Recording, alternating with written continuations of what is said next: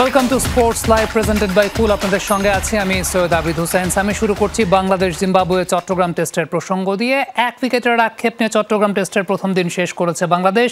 তাইজুল ইসলামের স্পিন ভেলকিতে শেষ সেশনে 7 উইকেট হারায় জিম্বাবুয়ে। 9 উইকেটে 227 রান তুলে শেষ করে দিনের খেলা। ক্যারিয়ারে 16তম বারের মতো 5 উইকেট শিকার করেছেন তাইজুল ইসলাম।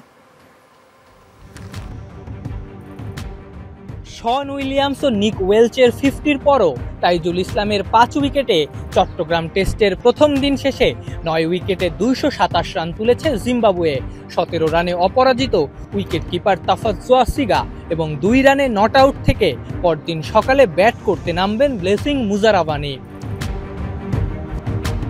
আইসিসির elite panel match referee David বুনের শেষ ম্যাচ উপলক্ষে আইসিসির তরফ থেকে বিসিবি পরিচালক নাজমুল আবেদিন ফাহিমের তার হাতে সম্মাননা স্মারক তুলে দেওয়ার মাধ্যমে শুরু চট্টগ্রাম টেস্ট। এই ম্যাচ দিয়েই টেস্ট আঙিনায় পা রাখেন পেসার তানজিম হাসান সাকিব। টসে জিতে আগে ব্যাট করতে নেমে শুরুটাও জিম্বাবুয়ে দারুণ করে। প্রথম 10 ওভারেই সফররতদের বোর্ডে বিনা উইকেটে 40। পরের ওভারেই অবশ্য ডেবিউটেন্ট সাকিব ব্রায়ান বেনেটকে আউট করলে ভাঙে উদ্বোধনী জুটি। দলীয় 72-এ তাইজুল ইসলামের বলে আউট হন অন্য ওপেনার বেন কারানো। এরপরে শুরু হয় ওয়েলচ আর উইলিয়ামসের প্রতিরোধ। প্রথম সেশনে 2 উইকেট তোলা টাইগাররা দ্বিতীয় সেশনে উইকেটলেস। ততক্ষণে 2 ব্যাটারি 50 তুলে নিয়েছেন। টি ব্রেকের পরই মূলত জিম্বাবুয়ের ছন্দপতন। ক্র্যাম্প করায় 54 রানে ওয়েলচ রিটায়ার্ড হার্ড হলে ভাঙে 90 রানের জুটি। 5 রান করে খানিক বাদে আউট হন অধিনায়ক ক্রেইগ আরভিন। দলীয় স্কোরবোর্ডে আর 1 রান যোগ হতেই সাকিবের দারুণ ক্যাচে 67 রান করে প্যাভিলিয়নে উইলিয়ামস 2 উইকেটই নেন চট্টগ্রামের ঘরের ছেলে নাইম হাসান। এরপর শুধুই তাইজুল শো। ওয়েসলে মাধেবেরেকে জাকের আলীর ক্যাচ বানিয়ে শুরু। পরপর 2 বলে এরপর ফেরান ওয়েলিংটন মাসাকাজা আর রিচার্ড এনগারাভাকে। 2 উইকেটে 177 থেকে মুহূর্তেই সফররতরা পরিণত হয় 9 উইকেটে 217 রানের দলে। সেখান থেকে জিম্বাবুয়ে দিন শেষ করে 9 উইকেটে 227 রানে। আফনান পিয়াল, যমুনা স্পোর্টস, চট্টগ্রাম। আমরা আফনান পিয়ানের রিপোর্টটা দেখছিলাম। আরও একটা উইকেট বাকি আছে জিম্বাবুয়ের। তাইজুল ইসলাম শেষ সেশনে এসে বেশ ভালো বোলিং করেছেন। আমরা ঠিক এই পর্যায়ে স্পোর্টস লাইভে যুক্ত করছি তাহমিদ অমিত, ক্রীড়া সম্পাদক যমুনা স্পোর্টস, আমাদের সঙ্গে যুক্ত হচ্ছেন। অমিত ভাই, আমন্ত্রণ আপনাকে। জিম্বাবুয়ের এখন একটা উইকেট বাকি আছে। অনেকেই প্রত্যাশা করে যে বাংলাদেশ ক্রিকেট বোর্ড থেকে 2-1 উইকেটের পতন হোক, মানে অল আউট হয়ে যায় কিনা সেটা হচ্ছে কে অল আউট হবে, জিম্বাবুয়ে নাকি মানে বাংলাদেশ ক্রিকেট বোর্ড? ক্রিকেট বোর্ডে যেভাবে উইকেট ফেলার প্রতিযোগিতা চলছে অল আউট হবে। তবে অল আউট হলে যে অনেক কিছু হয়ে যাবে তা না। অনেকে ভাবে আবার যে অনেক কিছু হয়ে যাবে। বাংলাদেশ ক্রিকেট যেখানে আপনি সকাল বিকাল যদি সভাপতিও চেঞ্জ করেন খুব বেশি একটা পার্থক্য হবে না। এই ব্যাপারটি যে কোয়েশ্চেনটা সবসময় চলে আসে, ধরেন যে বাংলাদেশের একমাত্র লিস্টে ক্রিকেট টুর্নামেন্ট যেটা, সেটার ছক কষা হয় আসলে বিসিবি নির্বাচনী ছকটাকে মেনে। সো এই জায়গাটায় আলটিমেটলি আমরা যদি একদম ওভারঅল বাংলাদেশ ক্রিকেট বোর্ড চিন্তা করি, ঝড় সবসময় বড় গাছটার উপর দিয়ে যায়। গেল 6 মাস 8 মাস একটা নতুন ক্রিকেট বোর্ড দায়িত্ব নিয়েছে। 2জন এনএসসি ডিরেক্টরশিপ নিয়ে এসেছেন, একজন প্রেসিডেন্ট হয়েছেন, আরেকজন খুব প্রভাবশালী ডিরেক্টর হিসেবে আছেন। সেই দায়টা কি বোর্ড প্রেসিডেন্টও এড়াতে পারেন কিনা আসলে, যখন এইরকম অসঙ্গতি দেখা দেয় একটা দেশের লিস্টে ক্রিকেটে?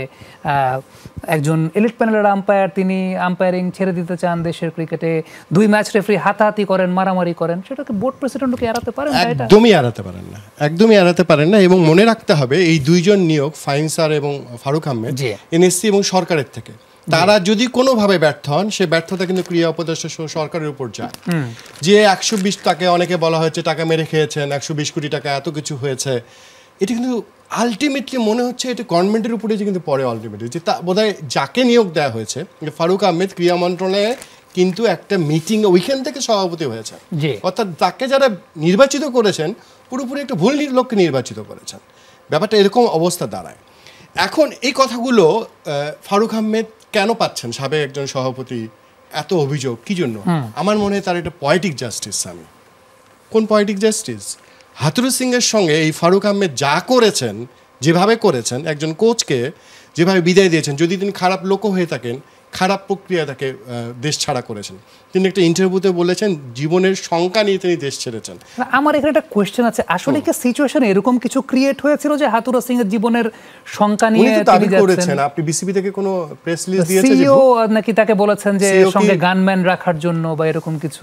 মানে বিসিবি তো তার বিপরীতে এসব কথা কোনো জবাব দেয়নি, ধরে নিতে হবে তিনি সত্য বলছেন। একজন কোচকে আপনি চিন্তা করেন, আফগানিস্তানের কোচিং কে করায়? Jonathan Trott. মাইক হেসন অথবা পাকিস্তানের কোচ হতে যাচ্ছেন সবকিছু ঠিক থাকলে। আমাদের কোচিং কে করায়? এখন হাতুড়া সিং এর মতো একজন কোচ যখন বাইরে এই টাইপের কথাবার্তা বলবেন, ইন্টারভিউ দিবেন, ভাই আপনি কোচ তো পাবেন না। আপনি যখন নিজের প্রতিষ্ঠান নিয়ে বাইরে অনেক কিছু বলে বেড়াবেন, তখন আপনার প্রতিষ্ঠানে কেউ জয়েন করতে গেলে ভয় পাবে। এমনিতেই আমরা লোকজন পাই না। আমি বললাম না, সম্ভবত ফারুক আহমেদ এখানে একটা বড় অন্যায় করেছেন, যেভাবে হোক করেছেন। তখন তিনি সভাপতি হওয়ার পর একটা এমন পরিবেশ সৃষ্টি হয়েছিল, যিনি পাকিস্তানের বিপক্ষে সিরিজ জিতে আসলেন, হোয়াইট ওয়াশ করলেন, সেই কোচকে আপনি বাদ দিয়ে দিলেন চ্যাম্পিয়ন্স ট্রফি 4 মাস আগে। কি হলো চ্যাম্পিয়ন্স ট্রফিতে? ভরাডুবি হলো। এই দায় মানে ওই সময় তিনি এটা কোনো না কোনোভাবে পয়েটিক জাস্টিস এই জন্যই বলছি ন্যাচারের, যে তিনি হয়তো কিছু করেছেন, সেই জন্য আজকে ফলাফল তাকে ভোগ করতে হচ্ছে। দেশের ক্রিকেট পাড়ায় কিংবা আমার সোশ্যাল মিডিয়ার ইন্টারপ্রিটেশনে একটা কথা এই মুহূর্তে প্রচলিত, সেটা হচ্ছে বাংলাদেশ ক্রিকেট বোর্ডের প্রেসিডেন্ট ফারুক আহমেদ তিনি 120 কোটি টাকা মেরে দিয়েছেন। আমি একটু তাহমিদ অমিতের কাছে জিজ্ঞেস করতে চাই, আসলে কি ফারুক আহমেদ 120 কোটি টাকা মেরে দিয়েছেন?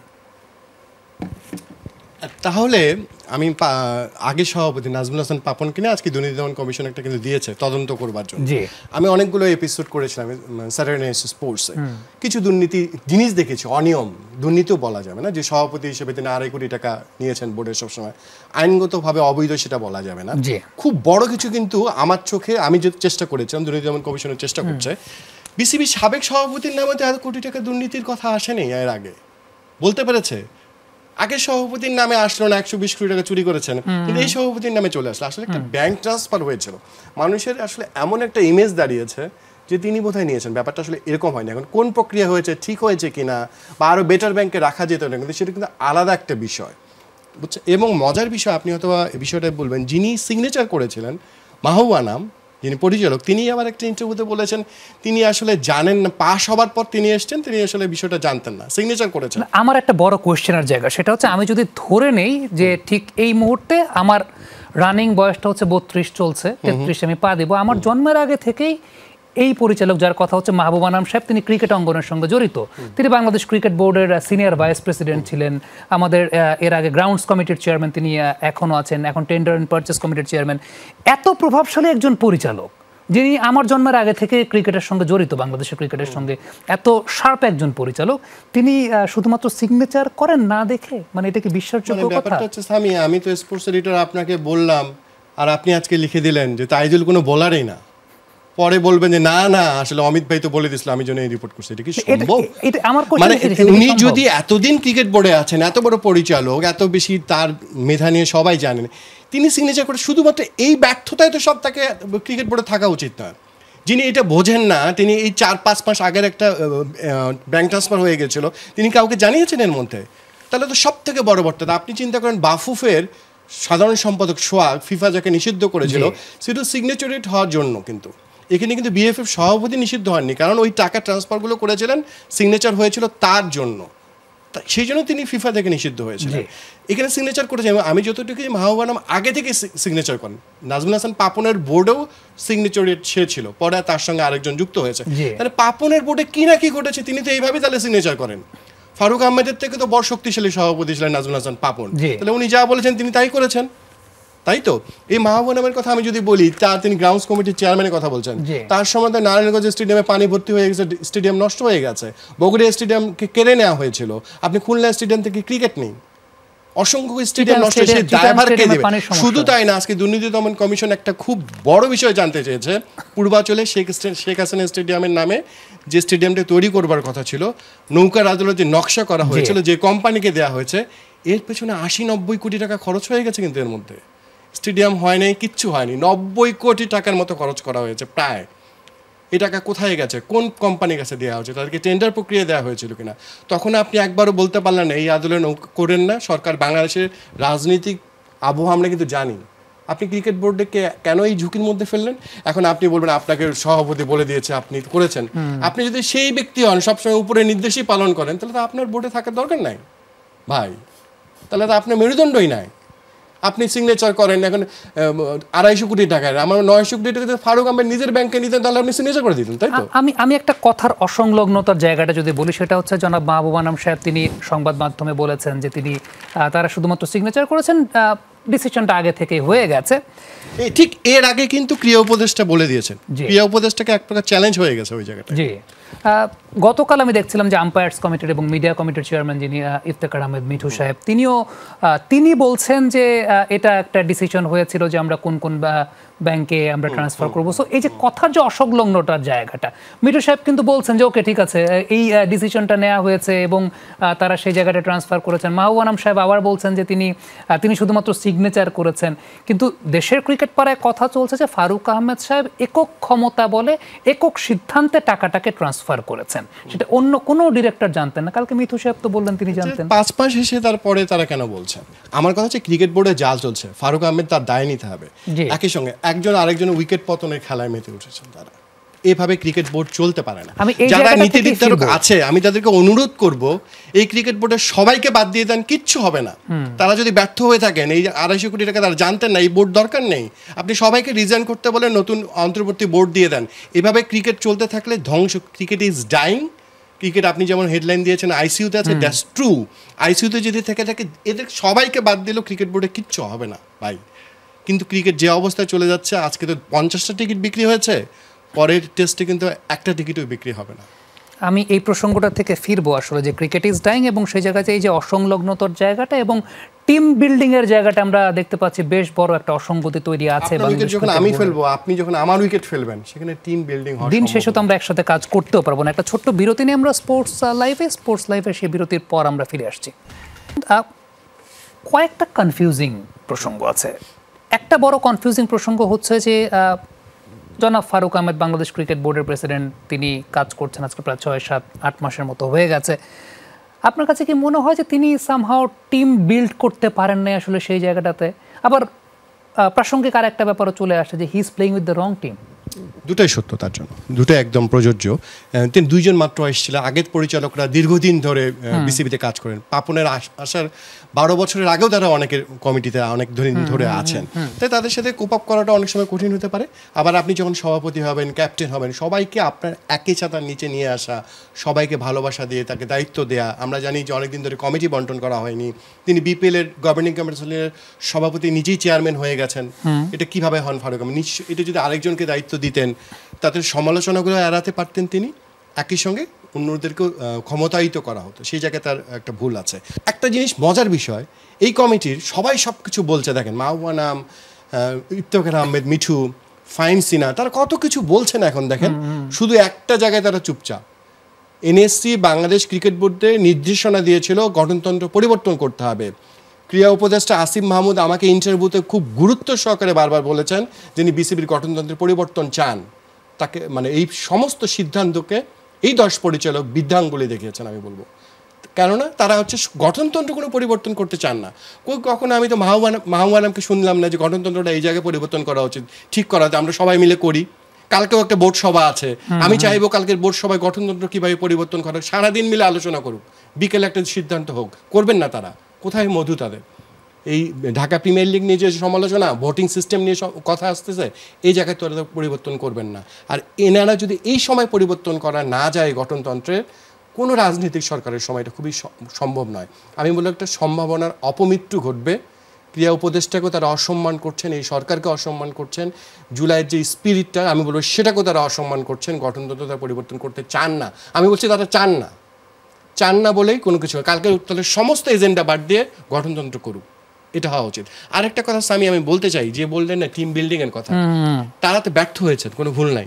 তারা বারবার সমালোচিত করছেন নানাভাবে, এবং যেহেতু একটা নতুন অন্তর্বর্তী বলই যদি যেভাবে বোর্ডটা চলছে 10 জন মিলে, তারা আসলে নিজেরা ব্যর্থ হয়ে মানে সিস্টেমটাকেও ব্যর্থ প্রমাণ করার চেষ্টা করছেন। আমি যদি থাকতাম তাদেরকে একদিন হলেও সময় দিতাম, একদিনের মধ্যে ঠিক হয়ে আসেন, টিম ঠিক হয়ে আসেন, যে এর সমালোচনা করছেন, যে এর সমালোচনা করছেন প্রকাশ্যে, এসব বন্ধ করেন। আপনারা নিজের বসে, আমি ফারুক আহমেদকে অনুরোধ করব, তাদের যদি উপায় থাকে কোনো এক জায়গায় আলাদা করে তারা বসুক, সেটা চট্টগ্রামে টেস্ট দেখতে যেতে পারেন, তারা বসে ঠিক হন তারা। আর যদি না পারেন ভাই বাই দেন, মাফ করেন, কারণ ক্রিকেট ইজ ডাইং যেটা বলছেন, সে দায় আপনাদেরকে নিতে হবে। ইতিহাস আপনাদের এইভাবে মনে রাখবে যে আপনারা এই সময় এই কাজগুলো করেছেন।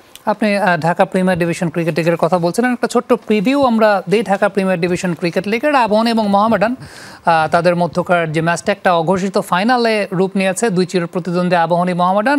ফর্মের বিবেচনায় ফাইনালে কিছুটা এগিয়ে থাকা আবাহনী ২৮তম ট্রফি জয়ের জন্য খেলবে বলছেন হেড কোচ হান্নান সরকার। অন্যদিকে নতুন করে 4 ম্যাচ নিষিদ্ধ হলেও ফাইনালে তাওহিদ হৃদয়কে পেতে শেষ মুহূর্ত পর্যন্ত চেষ্টা করছে সবশেষ 2009-10 মৌসুমে ডিপিএল ট্রফি জেতা মোহামেডান।